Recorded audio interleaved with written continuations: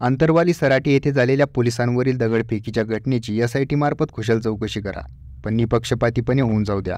दूध का दूध आणि पाणी का पाणी अशी मागणी मराठा आरक्षण नेते मनोज जरांगे पाटील यांनी केली. उपोषणामुळे प्रकृती खालावल्याने जरांगे छत्रपती संभाजीनगरमधील खासगी रुग्णालयात उपचार घेत होते. त्यावेळी त्यांनी पत्रकारांशी संवाद साधला. ते म्हणाले, शांततेच्या मार्गाने उपोषण करणाऱ्या महिला आणि अबालवृद्धांवर लाठी हल्ला आणि गोळीबार करणाऱ्या पोलिसांची चौकशी करा.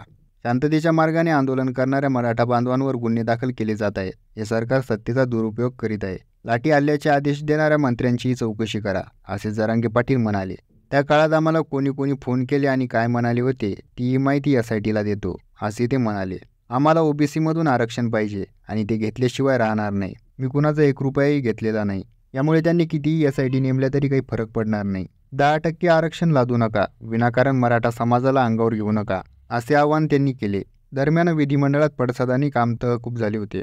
फडणवीसांना निपटून टाकू, महाराष्ट्र बेचिराख होईल, नरेंद्र मोदीची सभा होऊ देणार नाही, भाजपला संपवू, ही जरांगीची विधाने आहेत. त्यांना बळ कोणाचे आहे, कोणाच्या सांगण्याने ते धमके देत आहेत, असा सवाल भाजपचे आशिष शेलार यांनी करत एसआयटी चौकशीची मागणी केली.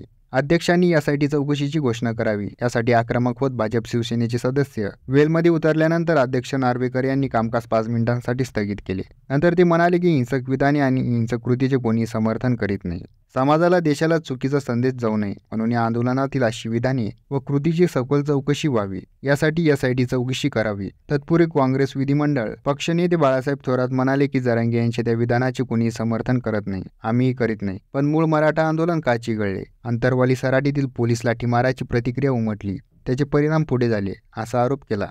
विरोधी पक्षनेते विजय वडेट्टीवार म्हणाले, आंतरवालीत पोलीस अधिकारी जनरल डायरसारखे वागले, तिथून गालबोट लागले, त्यांचीही चौकशी करा. भाजपचे अमित साटम यांनी जरांगेच्या आंदोलनामागील षडयंत्रामागे या सभागृहातील कोण आमदार होते याची चौकशी करण्याची मागणी केली.